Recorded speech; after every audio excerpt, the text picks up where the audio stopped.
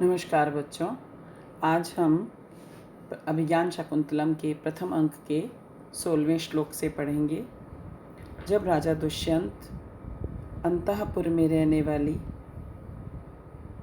स्त्रियों की में रहने वाली स्त्रियों के साथ तुलना करते हैं, अर्थात वन की लताओं, उद्यान की लताओं का वन की लताओं से तुलना करते हैं और ये कहते हैं कि वन की लताओं के द्वारा उपवन की लताओं को तिरस्कृत कर दिया गया है, अर्थात वन की लताएं उपवन की लताओं की बजाय ज़्यादा सुंदर हैं।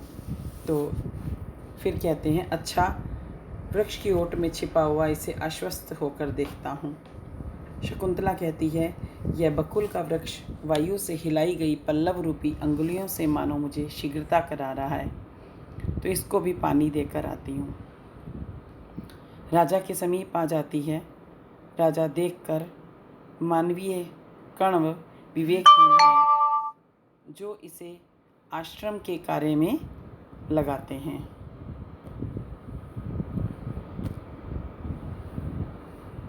फिर आगे कहते हैं कि इदं किला व्याज मनोहरम वपु तपः क्षमं साधयितुं यः इच्छति ध्रुवं स नीलोत्पलपत्र धारया शमीलतां छित्तुं ऋषिर व्यवस्यति। यह ऋषि, जो ऋषि अव्याज मनोहरम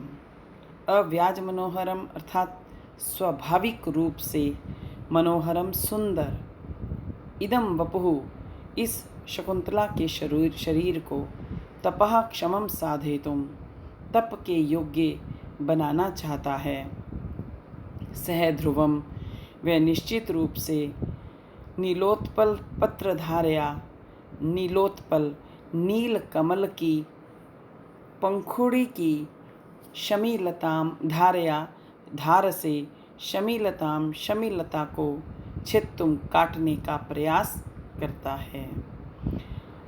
जो ऋषि स्वाभाविक रूप से सुंदर इस शकुंतला के शरीर को तप के योग्य बनाना चाहता है, वह निश्चित रूप से नील कमल की पंखुड़ी की धार से शमीलता को काटने का प्रयास करता है, अर्थात राजा दुष्यंत शकुंतला को पेड़ों को सिंचन के कार्य में लगी देखकर सोचता है कि ये कोमल अंगों वाली शकुंतला से पेड़ों के सिंचन जैसे कठोर कार्य को कराना उसी प्रकार अनुचित है जिस प्रकार से कोमल कमल के पत्ते से शमी वृक्ष की लता को काटने का प्रयत्न निरर्थक होता है। आगे कहते हैं, सखी अनसुया प्रियंवदा के द्वारा अत्यंत कसे गए वल्कल वस्त्र से मैं नियंत्रित कर दी गई हूँ, इसलिए इसे तनिक ढीला कर दो। शकुंतला अनसुया कहती है, अच्छा, तो फिर वह ढीला कर देती है। प्रियंवदा मुस्कुराहट कर कहती है कि इस विषय में स्तनों को विस्तृत करने वाले अपने यौवन को उल्हाना दो।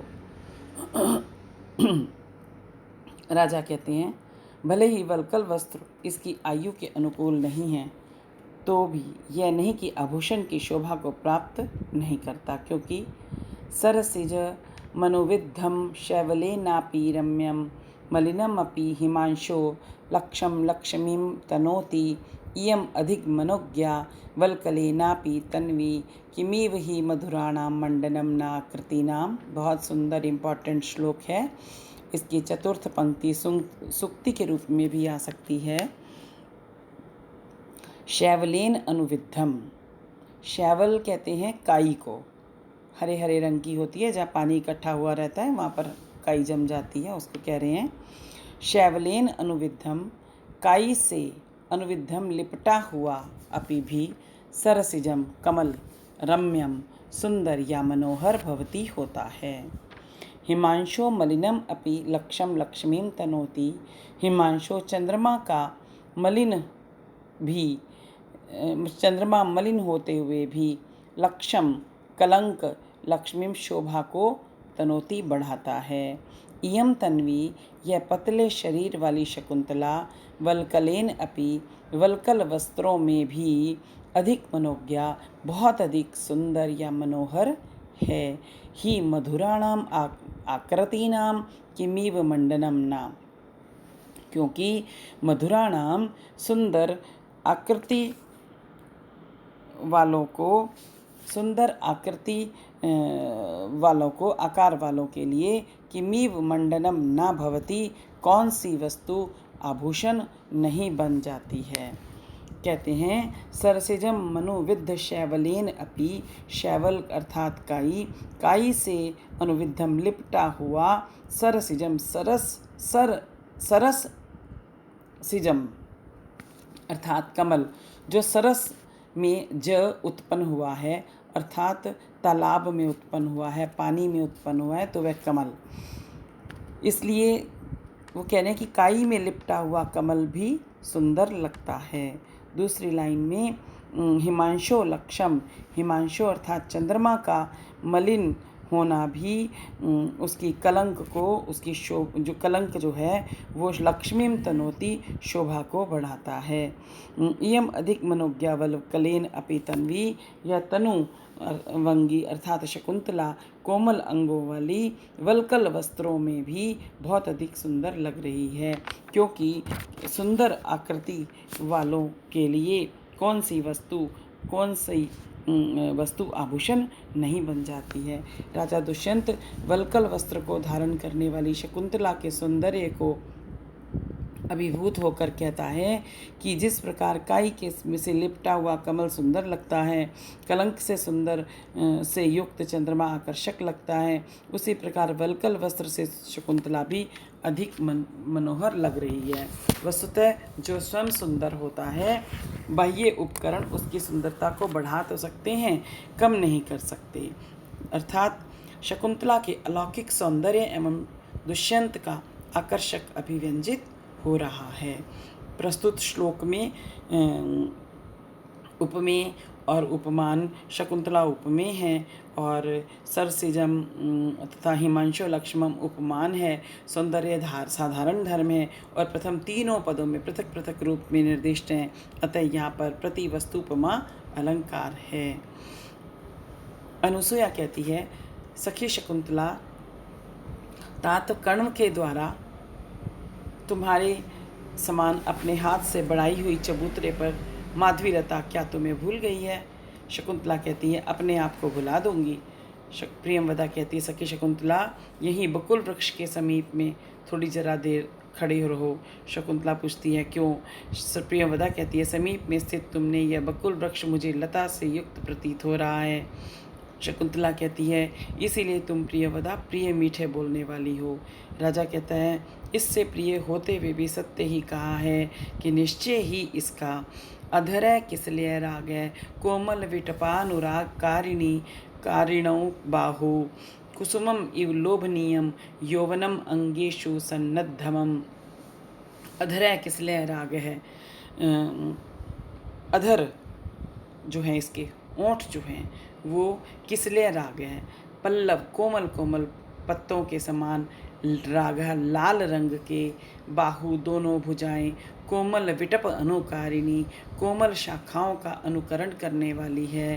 अंगेशु अंगों में, कुसुमम इव पुष्प के समान, लोभनीयम लुभाने वाला, यौवन युवावस्था, सन्नद्धम व्याप्त है। राजा कहते हैं कि जो इसका अधर है, होठ है, लाल लाल पत्तों के समान लाल रंग का है, दोनों भुजाएं कोमल शाखाओं का अनुकरण करने वाली हैं तथा अंगों में पुष्प के समान मन को लुभाने वाला यौवन है।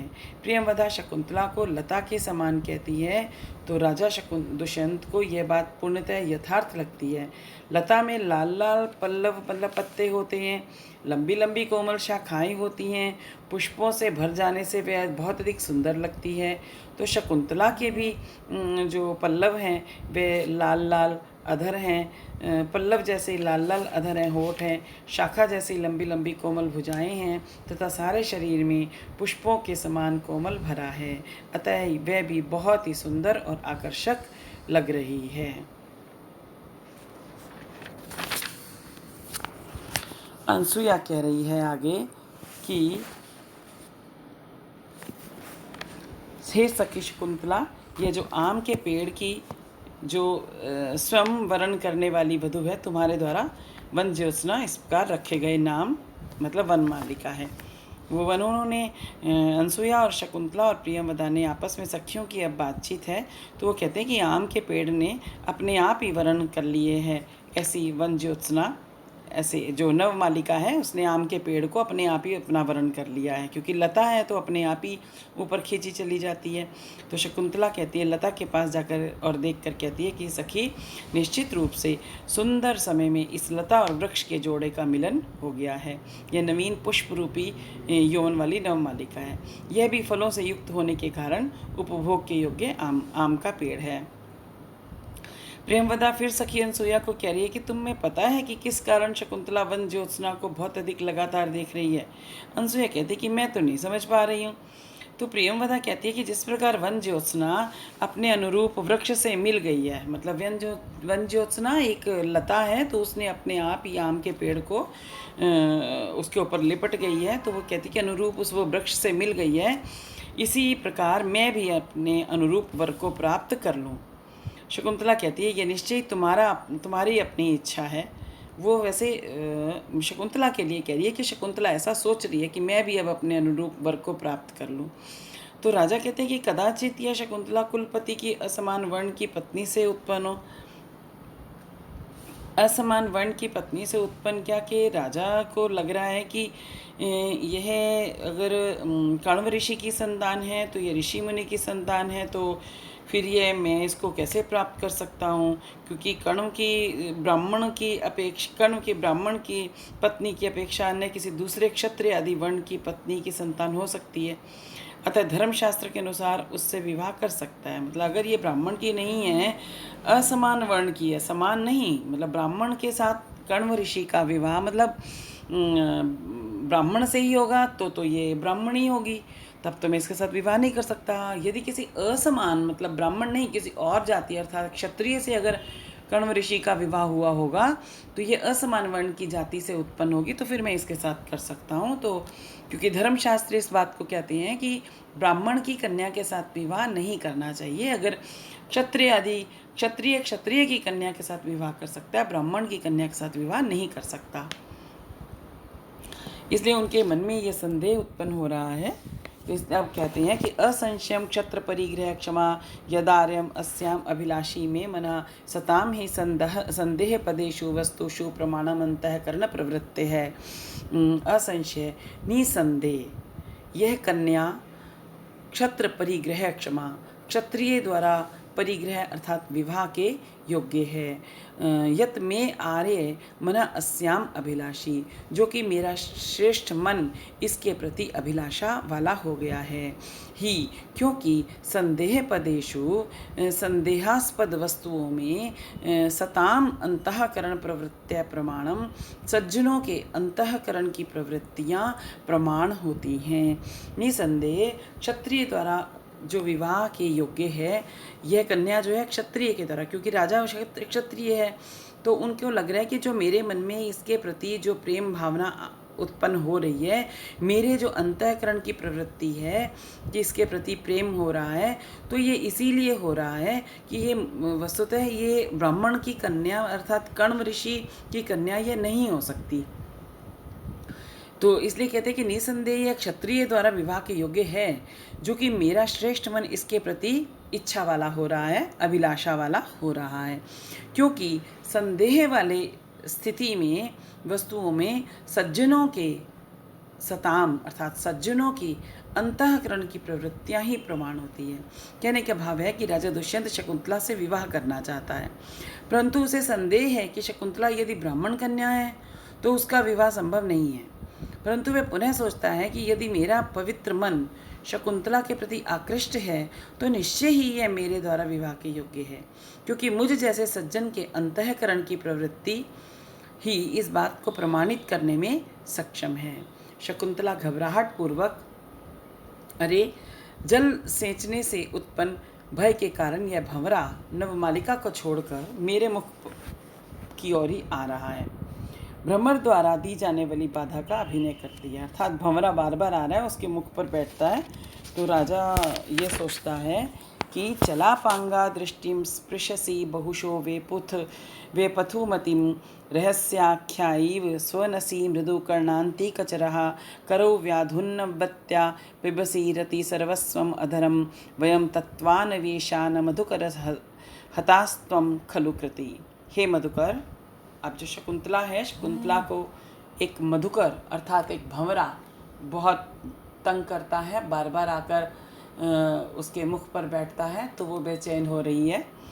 तो उसको ही उल्हाना देते हुए कहती है कि हे मधुकर, हे भ्रमर, चला पांगा वे पथुमति दृष्टिम बहुशा, तुम जो हो चल अपांगाम चंचल कोनों वाली, वे पथुमतिम कांपती हुई, दृष्टिम दृष्टि का, बहुशः अनेक बार, स्पृशसी स्पर्श कर रहे हो, उसको छू रहे हो। रहस्य आख्यायी इव, रहस्य को कहने वाले के समान, कर्ण अंति कचर है, कानों के समीप घूमते हुए, मृदु अर्थात मधुर, स्वनसी गुंजार कर रहे हो, करौ दोनों हाथों को, व्याधुनवत्या हिलाती हुई, इसके रति सर्वस्वम रति क्रीड़ा के सर्वस्व, अधरम अधर का, पिबसी पान कर रहे हो, वयम हम तत्वान्वेषात यथार्थ को खोजने के कारण हतः मारे गए हैं, त्वम खलु कृति, और तुम निश्चित ही कृतार्थ हो गए हो। हे भ्रमर, तुम इस शकुंतला की चल अपांगा चंचल कोनों वाली, वे पथुमतिम और कांपती हुई दृष्टि का, अनेक बार इसका, बहुशो बहुत बार तुमने, स्पृशसी इसका तुम स्पर्श कर रहे हो। रहस्य आख्यायी इव, रहस्य को कहने वाले के समान, कर्ण अंति कच रहा, कानों के पास में घूमते हुए तुम मृदु स्वनसी मीठा मीठा मधुर गुंजार कर रहे हो, और करौ दोनों हाथों को हिलाती हुई, इस शकुंतला के रति क्रीड़ा के सर्वस्वम अधरम सर्वस्व अधर का पान करते हो। वो बार बार हिला रही है, तुम्हें हटा रही है, और तुम उसके अधर का पान कर रहे हो। वयम तत्वानुवेशा, हम तो यथार्थ को खोजने के कारण हता मारे गए, तुम खलु कृति, और तुम निश्चित से कृतार्थ हो गए हो। राजा दुष्यंत कह रहे हैं कि हे एक भंवरे को कह रहे हैं कि एक भंवरा शकुंतला के मुख के पास आकर उसे पीड़ित कर रहा है, जिसे राजा दुष्यंत अपना प्रतिद्वंदी मानता हुआ कहता है कि यह भंवरा शकुंतला की दृष्टि का बार बार स्पर्श कर रहा है, आंखों के पास कांपती हुई दृष्टि का अनेक बार स्पर्श कर रहा है, तो हर एक बार बार छू रहा है, कान में वो मीठी मीठी बातें कर रहा है, अधर का वो पान कर रहा है, और मैं तो अभी तक यही सोचता रह गया कि शकुंतला के साथ मैं विवाह कर सकता हूँ या नहीं कर सकता, यह ब्राह्मण की कन्या है या शकुंतला क्षत्रिय की कन्या है, क्योंकि ब्राह्मण की कन्या के साथ क्षत्रिय का विवाह संभव नहीं है, और यदि यह क्षत्रिय की कन्या है तो मेरा विवाह संभव है। मैं तो अभी इसी खोज में लगा हूँ, मैं तो इसी तत्व के अन्वेषण में खोज में लगा हूँ, और तुम तो उसको कृतार्थ भी कर गए हो। अर्थात तुमने उसको आँखों के पास भी छू लिया है, तुमने बार बार उसकी दृष्टि का भी स्पर्श कर लिया है, तुमने उसके कान में मीठी मीठी बातें भी कर ली हैं, और उसके अधर का भी पान कर लिया है। तो तुमने उसके साथ राजा दुष्यंत जो है उस भंवरे के साथ प्रतिद्वंदी के समान उसको मान रहा है।